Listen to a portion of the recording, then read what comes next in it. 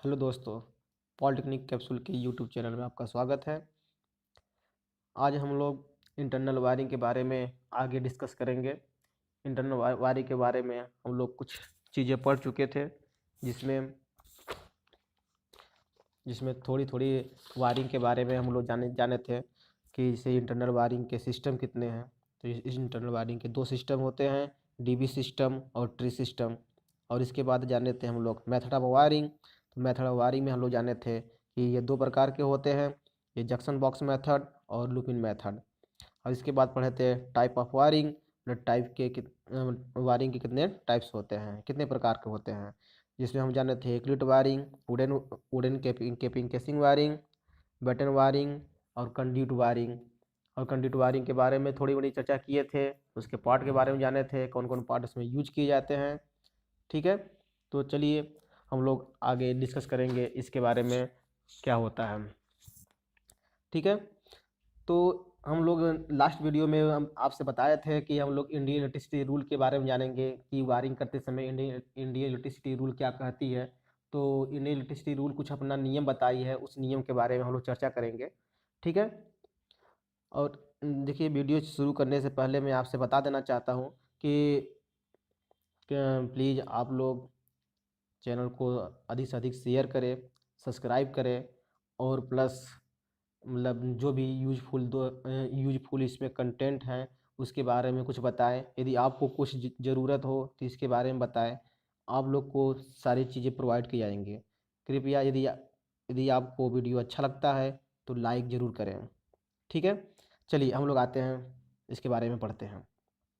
देखिए, तार स्थापन के समय जो नियम होता है उसमें इससे क्या होता है कि एनर्जी मीटर जो लगाते हैं हम लोग, तो एनर्जी मीटर लगाते हैं तो आप लोग को पता होगा एनर्जी मीटर कहाँ लगता है, वो दीवार पर लगता है। तो ये मान लेते हैं ये आपका दीवार है, ये दीवार है, तो दीवार में ये आप इसके आप इस सपोज करिए ये फर्श है, ये दीवार में ये फर्श है, तो फर्श से ये जो हमारा जो ऊर्जा मीटर लगता है, एनर्जी मीटर लगता है, ये एनर्जी मीटर फर्श से ये 1.5 मीटर की दूरी पर लगता है। कितना मीटर पर दूरी पर लगता है?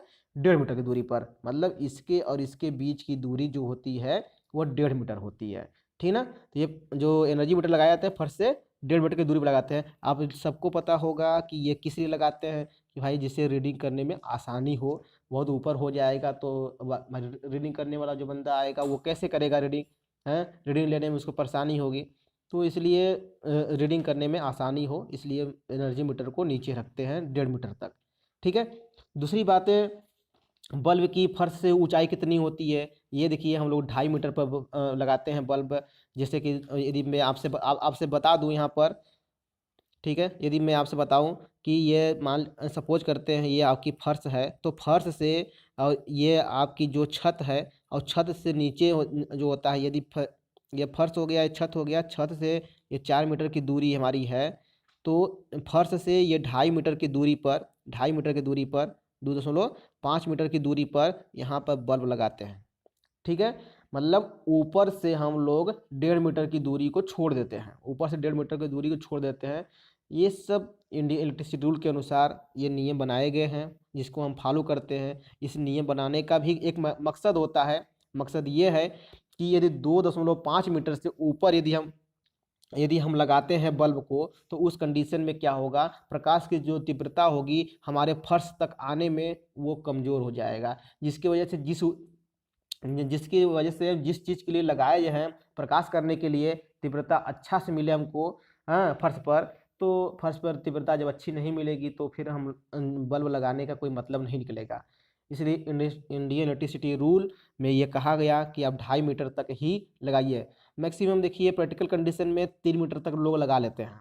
ठीक है, तो हम लोग प्रैक्टिकल का जब हम लोग वायरिंग करेंगे तो उसमें हम लोग इस चीज़ को ध्यान देंगे कि 2.5 मीटर कहीं की लगा देते हैं, कहीं 3 मीटर लगा देते हैं। ठीक है, चलिए पंखे नेक्स्ट पॉइंट पे आते हैं। पंखे की फर्श से ऊंचाई जो कितनी होती है, पंखे की फर्श जो ऊंचाई होती है वो हम लोग कितना करते हैं, 2.55 मीटर या 3 मीटर रखते हैं। ठीक है, 2.55 मीटर या 3 मीटर रखते हैं। ये क्यों रखते हैं, देखिए ये हमारा मतलब 2.5 मीटर पर ये फर्श हो गया, फर्श से ये 2.5 मीटर की दूरी पर ये हमारा बल्ब हो गया।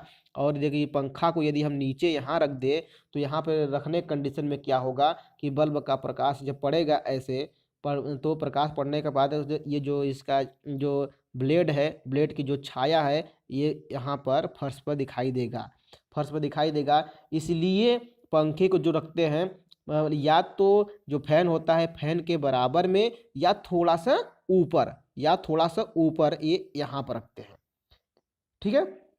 तो इसलिए देखिए बल्ब को 2.5 मीटर पर रखते हैं, बल्ब को हम क्या करते हैं, बल्ब को 2.5 मीटर पर रखते हैं यहाँ पर, ये देखने को मिल रहा होगा, बल्ब को हम 2.5 मीटर पर रखते हैं और पंखे को 2.5 मीटर पर या 3 मीटर पर रखते हैं। क्लियर बात में आ गई। और 5 एम्पीयर जो सॉकेट है, देखिए ये सब जितने नियम पढ़ रहे हैं, इस सब सारे नियम हम लोग जो वायरिंग करेंगे तो उसमें यूज होगा, ठीक है ना। कृपया आप लोग इस नियम को भूलिएगा मत, एक बार आप लोग रिवीजन कर लीजिएगा और फिर नेक्स्ट वीडियो में हम लोग लेकर आएंगे, मतलब पूरी मतलब किसी एक घर के लिए प्लान बना करके, उसके बाद उसको उसमें उस घर में वायरिंग करना है, कैसे करना है, क्या करना है, इस नियम के अनुसार हम पूरा पालन करके उसको हम उसमें घर में वायरिंग करेंगे, ठीक है। तो फिलहाल में इस नियम को पहले पूरी तरीके से जान लीजिए, नियम को जानने में कोई कमी मत करिएगा। जो भी परेशानियाँ होगी आप लोग जरूर शेयर करिएगा, मैं उसका सलूशन जरूर करूँगा, ठीक है। तो देखिए 5 एम्पीयर जो सॉकेट है, 5 एम्पीयर सॉकेट के लिए कितनी दूरी होती है, वह मतलब 1.25 मीटर की दूरी होती है। कितना होती है? 1.25 मीटर की दूरी पर लगाते हैं फर्श से, ये फर्श है, फर्श से कितना ऊपर लगाते हैं, 1.25 मीटर पर। देखिए 1 देखिए जो 5 एम्पीयर सॉकेट होता है ये स्विच बोर्ड पर लगता है, कहाँ लगता है, ये स्विच बोर्ड पर लगता है। 5 एम्पीयर सॉकेट जो होता है ये स्विच बोर्ड पर ही लगता है। जब स्विच बोर्ड पर लगता है तो स्विच बोर्ड पर लगता है तो स्विच बोर्ड की जो दूरी होगी, इस हिसाब से देखें तो स्विच बोर्ड की जो दूरी होगी वो भी 1.25 मीटर पर होगी, यानी इसकी और फर्श से डिस्टेंस 1.25 मीटर की दूरी भी, हाँ मतलब स्विच बोर्ड की भी डिस्टेंस 1.25 मीटर ही होगा, ठीक है। क्योंकि यहाँ पर जो सॉकेट की जो दूरी होती है 1.25 मीटर होती है और जो स्विच बोर्ड की दूरी होती है वह भी 1.25 पर होती है। क्लियर बस भाई। अब इसके बाद देखिए, और 15 एम्पीयर सॉकेट जो है हमारे 15 एम्पीयर सॉकेट है, 15 एम्पीयर सॉकेट 1.5 मीटर पर लगाते हैं। 15 एम्पीयर सॉकेट होता है ये पावर वायरिंग के लिए यूज करते हैं, ठीक है। जिसमें कि हमको एसी लगाना है उसमें, या तो हमारा मिक्सर मशीन के लिए यूज करना है, या तो फ्रिज के लिए लगाना है, तो उसके लिए 15 एम्पीयर सॉकेट का यूज करते हैं, ठीक है। 5 एम्पीयर सॉकेट से काम नहीं करेगा, वो जल जाएगा, ठीक है। तो चलिए आगे देखते हैं। पावर वायरिंग के बारे में एक्चुअली में हम लोग आगे भी चर्चा करेंगे, एक नेक्स्ट वीडियो बनाएंगे, ठीक है। पावर वायरिंग पूरा डिस्कस करेंगे, इंटरनल वायरिंग जब जैसे ही खत्म होता है हम पावर वायरिंग के बारे में पढ़ेंगे, ठीक है। क्षैतिज रन कितना होता है, क्षैतिज रन आपको बात समझ आ रही होगी। क्षैतिज रन क्या होता क्या है, क्षैतिज रन देखिए क्या होता है कि ये हमारा छत है और ये हमारा फर्श है, तो छत और फर्श से जो होता है इसके बीच के जो दूरी होती है, मतलब आप ये दीवार देखे होंगे, ये दीवार, ये मान लीजिए पूरा दीवार है, तो इस दीवार पर आप देखे होंगे क्षैतिज रन, मतलब जो तार जहाँ से लेकर जाते हैं, मतलब जिस पाइप से पाइप आता है, यहाँ पाइप बिछाते हैं इसके अंदर ना, जो पाइप बिछाते हैं उसी को हम पाइप के अंदर से जो हम तार ले जाते हैं उसी को हम कहते हैं क्षैतिज रन, ठीक है ना। क्षैतिज रन यानी देखिए ये क्षैतिज है ना, हॉरिजॉन्टल, ठीक है, तो इसी को हम क्षैतिज रन कहते हैं। तो क्षैतिज रन की जो दूरी होती है फर्श से, ये कितना होता है, देखिए फर्श से होती है 3.5 मीटर, फर्श से होती है 3.5 मीटर 4 मीटर के कमरे में, 4 मीटर के यदि ऊंचा कमरा है तो उस कंडीशन में, यदि 4 मीटर से कम एसी अधिक है जो कम मिलती है, तो उस कंडीशन में यदि कम है तो हम क्या करेंगे, 4 मीटर से कम है तो ऊपर से 0.5 मीटर छोड़ देंगे, ऊपर से 0.5 मीटर छोड़ करके हम क्षैतिज रन दौड़ा देंगे, फिर नीचे से हम नहीं नापेंगे, ठीक है। यदि हम सपोज करिए कि 4 मीटर से ऊपर की कमरा है या 4 मीटर तक का कमरा है, तो हम नीचे से नाप लेंगे कि 3.5 मीटर छोड़ करके ऊपर नीचे से फर्श से ऐसे नापेंगे 3.5 मीटर, और 3.5 मीटर नापने के बाद क्षैतिज रन दौड़ा देंगे। क्लियर बात में आई। तो चलिए आगे आते हैं हम लोग, ठीक है।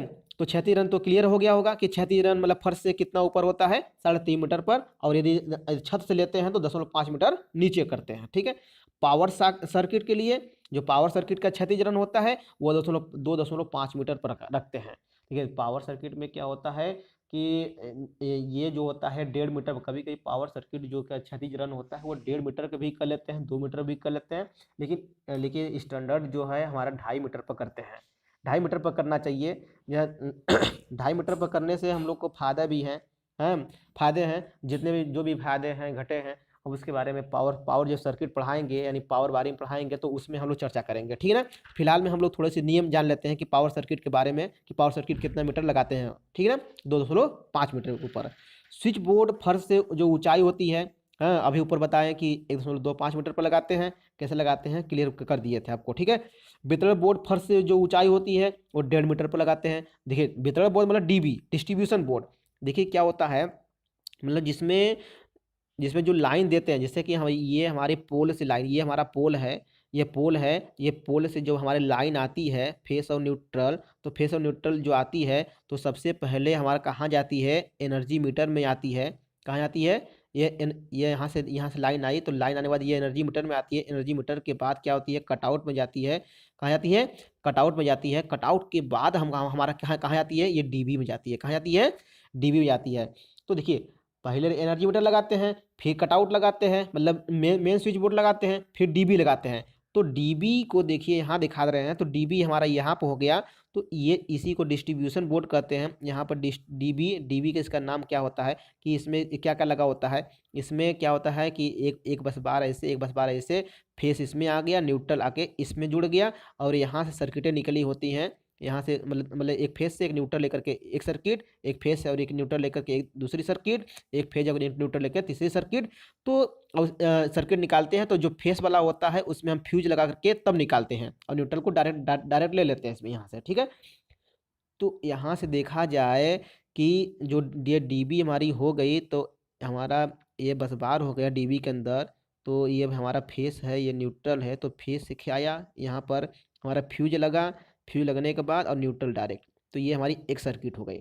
इसी प्रकार से आगे आगे बने होते हैं, बहुत सारे सर्किटें होते हैं। बहुत सर्किट क्या, 10 पॉइंट होते हैं। कितने पॉइंट होते हैं, 10 पॉइंट, मतलब इसमें 10 पॉइंट मतलब एक डीबी में लगाते हैं। और यही सर्किट जो होती है किसी एक लाइन मतलब एक घर के लिए जाती है। और इसमें आगे अभी हम चर्चा करेंगे कि कितने पॉइंट रखते हैं, ठीक है ना। तो पहले डीबी के बारे में बात समझ गए, डीबी डीबी क्या है इसमें। और दूसरी बात इसमें यहाँ देखिए, तो स्विच बोर्ड की फर्श से ऊंचाई अब पता चल गया है, वितरण बोर्ड की फर्श से ऊंचाई 1.5 मीटर रखते हैं, ठीक है। और दो फैन के बीच की दूरी, मतलब एक फैन ये हुआ, एक फैन ये हुआ, तो इस फैन और इस फैन के बीच की दूरी कितना रखते हैं हम, 3 मीटर रखते हैं। कितना रखते हैं, 3 मीटर, यानी दो फैन के बीच की दूरी कितना रखते हैं, 3 मीटर रखते हैं। क्लियर बस भाई। और देखिए दो दीवार की फैन से दूरी कितनी होती है, देखिए ये मान लीजिए दीवार है और ये छत है, तो छत पर क्या ये फैन लटका हुआ है, तो ये दीवार है, दीवार से जो ये फैन की जो दूरी होती है वो कितना रखते हैं, 1.5 मीटर से कम नहीं रखते हैं, ठीक है ना। 1.5 मीटर से कम रखेंगे तो जो इसका पंखुड़ी है, ये पंखुड़ी दीवार में लड़ना शुरू कर देगा। क्लियर बस भाई, ठीक है ना। अब देखिए जो पंखा होता है, जो पंखा होता है यानी फैन जो होता है, वह फैन जो होता है उसकी जो ब्लेड होती है वो 900 mm लंबा होता है। जो ब्लेड होती है, ये देखिए, ये जो ब्लेड होती है, ये जो बना होता है हमारा ब्लेड होता है ना, ये ब्लेड, ठीक है ना। ये जो ब्लेड होता है इसकी लंबाई जो होती है ना, ये लंबाई 900 mm की होती है। कितना mm की होती है, 900 mm की होती है। यदि जिस पंखे की जो ब्लेड की लंबाई 900 mm होती है, वह 2.5 मीटर, 2.5 मीटर गुणे 3.5 मीटर का यदि ये रूम है, यानी ये रूम की चौड़ाई यानी 2.5 मीटर लंबा, 2.5 मीटर चौड़ा और 3.5 मीटर ऊंचा यदि हमारा घर है, तो उसमें ये कोने कोने तक पर्याप्त हवा देगा। इसमें मतलब चाहे तो पंखे के नीचे जितना हवा लगेगा, आप किसी कोने में बैठ जाएंगे तो उतना हवा लगेगा। इस हिसाब से इसकी डिजाइन की जाती है, ठीक है। और पंखा जो होता है 60 वाट का यूज करते हैं हम लोग इंटरनल वायरिंग में, या एक्सटर्नल वायरिंग जो वायरिंग करेंगे हम लोग, वायरिंग में हम लोग पंखा यदि लगा हुआ तो उसको 60 वाट मान के कंसीडर करेंगे। भाई मार्केट में तो कम वाट के भी आते हैं, पर जो रूल बनाए गए थे उस समय 60 वाट के पंखे यूज होते थे, इसलिए 60 वाट का मान के हम लोग चलेंगे आगे, ठीक है। पंखे की फर्श से ऊंचाई कितना लेते हैं, 2.55, अभी अभी अभी बता दिया गया। पंखे की फर्श से कितनी ऊंचाई होती है, 2.55 या 3 मीटर तक रखते हैं। 2.55 मीटर या 3 मीटर तक रखते हैं, ठीक है। और इसके बाद देखिए जो ये तो आपको क्लियर हो गया, पंखे की ऊंचाई जो फर्श से होती है वो 2.55 या 3 मीटर होती है। पंखे की फर्श से ऊंचाई कितनी होती है, सॉरी बल्ब की फर्श से ऊंचाई कितनी होती है, 2.5 मीटर या 3 मीटर रखते हैं, ठीक है। सेम सेम, ठीक है ना। जैसे कि ये हमारा बल्ब है, सॉरी ये हमारा बल्ब है, तो बल्ब की जो फर्श से ऊंचाई रखते हैं 2.5 मीटर या 3 मीटर रखते हैं, ठीक है। और एक बल्ब, दो बल्बों के बीच की दूरी जो होती है ये भी 2.5 मीटर या मैक्सिमम 3 मीटर तक रखते हैं। क्लियर बस भाई। और देखिए आगे देखते हैं हम, तो बल्ब कितना कितना वाट के लेते हैं, 40 वाट या 60 वाट का कंसीडर करेंगे हम लोग, ये जब वायरिंग करेंगे तब, ठीक है। और देखिए स्विच बोर्ड जो होती है, स्विच बोर्ड दरवाजे से कितना मीटर, 0.5 मीटर दूर रखते हैं। जैसे मान लीजिए कि ये हमारा रूम है, रूम में ये यहाँ दरवाज़ा लगा है, दरवाज़ा मान लीजिए इधर खुलता है, जब दरवाज़ा इधर खुलता है तो इसके अपोजिट साइड में यहाँ पर स्विच बोर्ड लगता है। और जो स्विच बोर्ड लगता है इस दरवाजे से, मतलब समझ पा रहे हैं आप, देखिए इस दरवाजे से और इस बोर्ड के बीच की दूरी 0.5 होती है। यही कहा गया है, यही कहा गया है कि दरवाजे से और स्विच बोर्ड की जो बीच की दूरी है ये हमारा 0.5 मीटर होना चाहिए, ठीक है। और देखिए जो दीवार होता है, दीवार की जो मोटाई होती है, दीवार की मोटाई हमारा कितना लेते हैं, 25 सेमी का होता है। दीवार की मोटाई कितनी होती है, 25 सेमी की होती है। और देखिए अर्थ वायर जो होता है, अर्थ वायर जो होता है 14 SWG का होता है। 14 अर्थ वायर कितना होता है, 14 SWG का होता है। देखिए इसके बारे में, अर्थ वायर के बारे में थोड़ा सा एक चीज़ बताना चाहता हूँ कि ये 14 SWG दिखाया गया है, तो 14 SWG एक मतलब इसका कुछ मतलब होता है, होता होगा। तो क्या मतलब होता है, चलिए थोड़ा देखते हैं। देखिए एक 14 SWG का हमारा तार है, और एक हमारा क्या है 4 SWG का तार है, ठीक है। इस प्रकार से हमारा 2 तार हो गए। तो इस कंडक्टर की जो तार, मतलब ये जो तार है और ये जो तार है, दोनों कंडक्टर में से कौन तार मोटा है। आपको लग रहा होगा कि 14 SWG तो बड़ा है तो ये मोटा होगा, और 4 SWG छोटा है तो इसलिए ये क्या होगा, छोटा होगा। लेकिन नहीं, ये जस्ट SW, मतलब देखिए SWG का मतलब पूरा नाम होता है स्टैंडर्ड वायर गेज। तो SWG स्टैंडर्ड वायर गेज में यदि स्टैंडर्ड वायर गेज का मान बढ़ेगा, SWG का मान यदि बढ़ता है तो कंडक्टर की जो साइज होती है, जो कंडक्टर की साइज होती है वो क्या होती है, कम हो जाएगी। कंडक्टर की जो साइज होगी, साइज क्या होगी, साइज साइज मतलब इन्वर्सली प्रोपोर्शनल होता है SWG। मतलब कंडक्टर की साइज बढ़ेगी, सॉरी SWG का मान बढ़ेगा तो कंडक्टर की साइज कम हो जाएगी। क्लियर बात है ना। जैसे कि मैं कहूँ कि 14 SWG का तार, देखिए ये इतना मोटा है, ठीक है। 14 SWG का तार इतना मोटा है, तो 4 SWG का तार जो होगा ये इतना मोटा होगा। आई बात में, क्लियर बात समझ आ रही नहीं। तो देखिए तार की मोटाई बढ़ जा रही है, मतलब SWG का मान बढ़ने से तार की मोटाई कम होती है, लेकिन घटने से तार मोटाई बढ़ती है। देखिए एक चीज़ मैं आपसे बता दूं कि जो पंखा होता है, जो फैन होता है, उस फैन में जो हम बाइंडिंग करते हैं तो वह 35 mm, कितना 35 mm के मतलब सॉरी 35 SWG के तार से हम बाइंडिंग करते हैं। कितना, 35 SWG के तार से हम बाइंडिंग करते हैं। तो देखिए 35 बड़ा कितना है, 35 बहुत बड़ा हो गया, इसलिए उसकी तार की मोटाई आप देखे होंगे कितनी पतली हो जाती है। क्लियर बात समझ आ गई होगी ना। चलिए आगे हम लोग आगे देखते हैं हम लोग। क्या है, दीवार की जो मोटाई होती है वह 25 सेमी की होती है, ठीक है। प्रकाश पंखा परिपथ के लिए तार जो होता है वो 1.5 mm के स्क्वायर का यूज करते हैं। प्रकाश पंखा परिपथ है तो 1.5 mm स्क्वायर, और पावर वायरिंग है तो हम कितना की यूज करेंगे हम लोग, यदि पावर वायरिंग है तो हम लोग करेंगे 2.5 mm स्क्वायर का यूज, ठीक है ना। यदि प्रकाश पंखा परिपथ है तो उसमें 10 पॉइंट होना चाहिए और 800 वाट होना चाहिए एक सर्किट के लिए। यदि पावर सर्किट है तो 10 पॉइंट उसमें होना चाहिए और 3000 वाट तक हो सकता है लाइन उसमें, ठीक है ना। जो लोड होगा, लोड 3000 वाट तक हो सकता है। और प्रकाश पंखा परिपथ के लिए यदि एक सर्किट है तो उसको 800 वाट, ठीक है। और बल्ब, देखिए बल्ब और फैन की संख्या ज्ञात करनी पड़ती है। तो सबसे विशेष बातें ये ध्यान दीजिएगा कि ये भाई देखिए आपको कहीं किताबों में नहीं मिलेगा, ये अपने से हम निकाल कर रखे हैं, जिससे आप लोग को आसानी हो थोड़ा सा वायरिंग करने में। बल्ब और जो फैन होती है उसकी संख्या पता करना, देखते हैं बच्चों को बहुत कठिनाई होती है कि कैसे पता करेंगे कि इस घर में इतना ही बल्ब लगाए, इतना फैन लगाए। उसके लिए एक नियम थोड़ा सरल बनाने के लिए मैं ये अपने से मैं लेकर आया हूँ। तो ठीक है, तो इस पर हम चर्चा करेंगे, वो इस नियम को यूज करेंगे, दिखाएंगे कि कैसे इसका यूज होता है। ठीक है, लेकिन इंडियन इलेक्ट्रिसिटी रूल के अनुसार जो होता है, जो फैन होता है, बल्ब होता है, बल्ब की जो मतलब जो संख्या निकालने का सूत्र होता है वो हमारा ये होता है।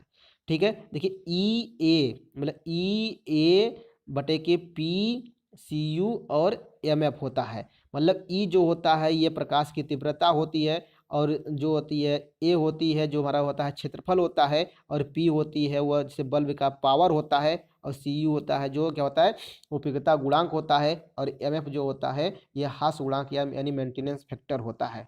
ठीक है, ये इतनी बातें समझ में आ गई होगी। ये हम लोग इतना रूल जान लिए, इस रूल के बारे में हम लोग बात कर चुके हैं। ठीक है, इस रूल के बारे में हम लोग बात कर लिए। अब हम लोग आगे बढ़ते हैं, कुछ देखिए वायरिंग के बारे में समझ लेते हैं कि ये वायरिंग करेंगे कैसे। ठीक है, तो चलिए हम लोग थोड़ा सा आगे देख लेते हैं कि ये क्या होता है। देखिए ये मान लेते हैं, ये पहला देखिए ये घर हमारा है, ठीक ना, ये मकान है, ये 4x3 का एक घर हमारा है। इसमें हम लोग को वायरिंग करना है। तो वायरिंग करते समय हम लोग कैसे कैसे वायरिंग करें कि हमारा ये सब हमारा हो जाए। ठीक है, कि हम आसानी से हमारा काम हो जाए इसमें से। ठीक है, तो कैसे से हम काम करेंगे कि बल्ब की संख्या पता कर ले, फैन की संख्या पता कर ले। ठीक है, तो देखिए 3x4 का रूम है, तो 3x4, तो इसकी लंबाई कितनी है, इसकी लंबाई आप लोग देख रहे हैं तो 4 का है। तो क्या करेंगे 4 भागे, देखिए यदि बल्ब का संख्या पता करना है तो मैं बताया था कि बटे में 3 होता है, तो बल्ब 4 का भागा करेंगे तो कितना उत्तर आएगा। अब भाग करके देखिए तो 1.33 के आसपास आएगा। तो इस पॉइंट को हम छोड़ दें, तो इस पूर्णांक संख्या को ले तो कितना आया 1। यानी बल्ब की संख्या बात करें तो इसमें मिनिमम बल्ब की संख्या 1 लगा सकते हैं। और ये फैन के बारे में बात करें तो मतलब देखिए 4/3, हाँ सॉरी, ये हमारा देखिए 4/3 मतलब मतलब कितना आएगा 1.33 आया। तो इसमें भी हम कितना फैन लगा सकते हैं, 1 लगा सकते हैं। मतलब इस साइड में मतलब लगा सकते हैं। मतलब यहाँ से या तो फैन यहाँ लगा दे, चाहे तो फैन यहाँ लगा दे, चाहे 2 लगाना होगा तो ऐसे ऐसे ही लगाएंगे। मतलब एक कॉलम निर्धारित हो गया। ठीक है ना। अब दूसरा चीज़ हम देखें यहाँ पर कि इस साइड में कितना कितना फैन या इतना बल्ब लगा सकते हैं। तो देखिए यहाँ पर 3 है, बटे के 3 है, तो 3 बराबर के कितना 1, यहाँ पर कितना आया 1 ही तो आया। तो इस साइड से भी एक ही आ रहा है, इस साइड से भी एक ही आ रहा है। देखिए यदि एक साइड से एक आए और एक साइड से 2 आए तो वहाँ पर हम 2 लगाएंगे, और एक कॉलम वहाँ पर 1 होगा। देखिए यदि इस साइड से यदि भाग करें हम, मतलब इस साइड को भाग करेंगे तो हम यहाँ पर 1 आया है तो ऐसे हम एक ही यहाँ पर रो यूज करेंगे। और यदि हम इस वाले में भाग कर रहे हैं तो हम ऐसे वाले में भी एक ही यूज करेंगे। यदि मान लीजिए कि ऐसे वाले में भाग करने के बाद 2 आ गया तो एक यहाँ पर और एक यहाँ पर यूज करेंगे। ठीक है ना, एक यहाँ पर और एक यहाँ पर यूज करेंगे। इस प्रकार से आपका काम होगा। मतलब यहाँ पर कह सकते हैं कि एक फैन यहाँ लगा दे, एक फैन यहाँ लगा दे। क्लियर बस में ये, तो यहाँ पर कर सकते हैं। तो इस हिसाब से हम लोग बल्बों की संख्या का कॉलम कितने कॉलम में कर सकते हैं, बल्ब लगा सकते हैं, कितने कितने रो में बल्ब लगा सकते हैं, इसकी निर्धारण कर सकते हैं। ठीक है, क्लियर बस में आ रही है ना। चलिए आगे हम लोग देखते हैं कि इसमें हम लोग कैसे किए किए हैं। मान लेते हैं, सपोज करते हैं कि यहाँ से फेस और न्यूट्रल आया, इस स्विच बोर्ड में चला गया, फेस और न्यूट्रल आया इस स्विच बोर्ड में चला गया। और यहाँ पर आने के बाद क्या हुआ कि देखिए जो न्यूट्रल होगा इस स्विच बोर्ड में जाने के बाद न्यूट्रल तो वापस होगा, वापस आने के बाद इसमें इस बल्ब में जाएगा, इस बल्ब में जाने के बाद फैन में चला जाएगा। देखिए अभी हम लोग अभी रूल के अनुसार से हमको एक ही बल्ब की संख्या पता हुई थी, इसलिए इसको हम अभी भूल रहे हैं, भूल जाए इसको। और देखिए और यहाँ पर जो फेस निकालेंगे, ये फेस जाएंगे यहाँ पर जाएगा, और एक फेस निकलेगा तो यहाँ पर जाएगा। इस प्रकार से वायरिंग हम लोग कर दिए। लेकिन देखिए हम 2 बल्ब लगाए हैं, 2 बल्ब इसलिए लगाए हैं कि देखिए जो बल्ब जो हमारा ये मकान है, ये मकान में ये फर्श आप देख रहे हैं, तो फर्श पर ये यदि हम सपोज करिए बल्ब यहाँ पर लगाए हैं, तो बल्ब यहाँ पर लगाने की कंडीशन में यदि मैं यहाँ पर खड़ा हो जाऊँ तो इसका प्रकाश जो पड़ेगा, तो यहाँ पर तो प्रकाश पड़ेगा तो इसके पीछे पूरा मेरी प्रतिबिंब बनेगी ऐसे। जब मेरी प्रतिबिंब ऐसे बनेगी तो उस कंडीशन में यहाँ पर छाई अंधेरा हो जाएगा और इधर का जो काम करना कोई बंदा कर रहा होगा तो उसको डिस्टर्बेंस महसूस होगा। इस प्रकार से जब हम वायरिंग करते हैं तो वायरिंग करते समय हम विशेष ध्यान देते हैं कि वहाँ पर मतलब हमारे रूम में हमारा जो रूम है उसमें प्रतिबिंब न बने। ठीक है, इस प्रकार से वायरिंग करते हैं। इसलिए एक बल्ब हम लोग इस साइड लगा दिए तो एक बल्ब हम लोग इस साइड लगा दिए, मतलब एक साइड में पता चल गया कि इतना बल्ब एक ही लगाना है। तो एक थोड़ा सा इसमें दिमाग लगाना पड़ता है कि हम देख ले कि हम एक्स्ट्रा लगाए कि या ना लगाए, लेकिन अपने रूल के अनुसार से देखा जाए तो एक बल्ब और एक फैन लगेगा इस रूम में। ठीक है, आप चाहते हैं तो मतलब एक फैन और दो बल्ब लगाना तो लगा सकते हैं, लेकिन दो फैन नहीं लगा सकते, ये क्लियर है, ये बात को समझिएगा। फैन दो नहीं लगा सकते हैं, लेकिन बल्ब एक ही लगा सकते हैं। देखिए बल्ब फैन दो क्यों क्यों नहीं लगा सकते हैं? यदि एक फैन यहाँ पर लगा दे, एक फैन यहाँ लगा दे, तो इसकी डिस्टेंस जो 4 है तो इसके बीच की दूरी 3 मीटर हो गया। हाँ, क्योंकि फैनों के बीच की दूरी 3 मीटर रखते हैं, और तो इस तो यहाँ पर आधा मीटर और यहाँ पर आधा मीटर भाई, जबकि 900 mm यानी 1 मीटर का तो इसका डैना ही होता है, मतलब इसका जो ब्लेड होता है वो ब्लेड ही होता है, तो इससे दीवार में लड़ने लगेगा ना। इसलिए देखिए हमारे फैन के लिए जगह नहीं मिल पाएगा, हमारे फैन के लिए जगह नहीं मिल पाएगा, इसलिए फैनों को हम नहीं लगा सकते हैं दो, लेकिन बल्बों को दो लगाना पड़ सकता है और पड़ेगा और कर सकते हैं, करेंगे। ठीक है ना। तो इस प्रकार से आपको आपको क्लियर तो हो गया होगा। ठीक है, चलिए थोड़ा सा इसमें इस बारे में देखते हैं, इसका यदि बहु लाइन डायग्राम देखें तो कैसे कैसे बनेगा। देखिए यहाँ पर क्या है कि ये हमारी लाइन आई है, यहाँ पर हमारी लाइन आई है, फेस आया और न्यूट्रल आया, तो यहाँ फेस न्यूट्रल आया, और यहाँ पर देखिए स्विच बोर्ड है, तो फेस इसमें आया, न्यूट्रल इसमें आया। तो फेस न्यूट्रल आने के बाद क्या हुआ कि यहाँ से देखिए फेस तो इसमें आ गया, ये देखिए स्विच इसमें लगे होंगे, दो स्विच लगे होंगे, तो ये फेस तो ये दोनों स्विच में चला गया, लेकिन जो न्यूट्रल होगा यहाँ से निकलेगा। ये देखिए आगे यहाँ बल्ब लगा है, फिर इसके आगे फैन लगा है। देखिए यहाँ से आएंगे तो आगे बल्ब लगा है, फिर आगे फैन लगा है, तो बल्ब पहले लग गया, तो पहले बल्ब में देंगे, बल्ब में न्यूट्रल देने के बाद ऐसे नहीं देखा, पहले पहले फैन में बल्ब में दिए, बल्ब में देने के बाद इसको फैन में दिए ना। तो वही कंडीशन यहाँ बनाया है। और इसके बाद देखिए यहाँ से निकालेंगे एक फेस को, तो इस बल्ब को देंगे, यहाँ से एक फेस को निकालेंगे तो हम इसको यहाँ से दे देंगे, मतलब दो स्विच ना, दोनों स्विच से एक फेस निकालेंगे। देखिए बल्ब जलने लगा, फैन चलने लगा। तो इस हिसाब से आप देखें, इसका सिंगल लाइन डायग्राम देखेंगे तो क्या बनेगा, ये ऐसे बना, ऐसे बना, ये क्लियर है। यहाँ पर देखिए ये बल्ब है, ये बल्ब हो गया, यहाँ से ये देखिए फैन हो गया। तो देखिए यहाँ पर देखिए तारों की संख्या दो होगा, ये देखिए दो तार है ना। और यहाँ पर देखिए तारों संख्या कितना, एक फेस देखिए, मतलब दो न्यूट्रल हो गया, एक फेस यहाँ पर, एक फेस यहाँ पर, और एक फेस पहले से आई थी, तो कुल मिलाकर के यहाँ देखिए 5 तार हो गया। ठीक है, और यहाँ पर कितने तार हो गया, 1 2 3 है कि नहीं, 1 2 3, ये 3 तार हो गया। और यहाँ पर देखिए 1 2, तो यहाँ पर 2 तार हो गया। ये सिंगल लाइन डायग्राम हो गया। मतलब कह सकते हैं कि ये सिंगल लाइन डायग्राम बनाना हो तो कैसे बनाएंगे, ये स्विच बोर्ड हो गया, ये बल्ब हो गया, और यहाँ पर ये फैन हो गया। ठीक है, तो यहाँ पर देखेंगे तो यहाँ पर 5 तार हो गया, यहाँ पर 2 तार हो गया, यहाँ पर 3 तार हो गया, यहाँ पर 2 तार हो गया। ठीक है, और इसकी जो डिस्टेंस है उसकी डिस्टेंस को भी हम लोग माप सकते हैं। देखिए डिस्टेंस जो होती है देखिए, मतलब ये जो डिस्टेंस है, डिस्टेंस को निकालने के लिए हम लोग क्या करेंगे कि मतलब जो नियम है उस नियम का पालन करेंगे। जो भी नियम हम लोग पढ़े हैं वो हम लोग उस नियम के अनुसार इस डिस्टेंस का पालन करेंगे। जैसे यहाँ पर दिखा दिया गया 1.5 मीटर, यहाँ पर दिखा दिया गया 1.5 मीटर, 1.5 मीटर का बता दिया, क्योंकि 3 मीटर था, बीच बीच में हम लोग का लगा दिया ना। तो चलिए ठीक है, इसके बारे में जो एक सवाल लेंगे, एक सवाल के बारे में कल हम आप लोग से पूरा डिस्कस करेंगे और उस पर पूरा विचार करेंगे, उसमें कितना कास्ट आ रहा है उस वायरिंग को करने में, उसमें कितना कितना पूरा खर्चा होगा, मतलब कुल मिलाकर के, और उसमें क्या क्या सामान लगेंगे, और उसकी लोड का निर्धारण कैसे करेंगे, उसमें करंट कितना फ्लो होता है, उस सब के बारे में कल हम लोग बात करेंगे। ठीक है ना। तो प्लीज़ आप लोग से एक रिक्वेस्ट है कि यदि वीडियो अच्छा लग रहा होगा आपको तो कृपया कमेंट करें, शेयर करें, अपने दोस्तों को बताएं कि इस चैनल पर को सब्सक्राइब करें। ठीक है। तो मैं उम्मीद करता हूँ कि आप लोग चैनल को सब्सक्राइब करेंगे और अपने दोस्तों को भी कुछ बताएंगे चैनल के बारे में, ठीक है। अब जो जिसका फ़ायदा आप लोग भी लें और आगे सब लोग भी लें। और यदि आपको अच्छा लगा तो मेरे मोटिवेशन के लिए आप लोग चैनल को लाइक भी कर सकते हैं, ठीक है। Okay bye.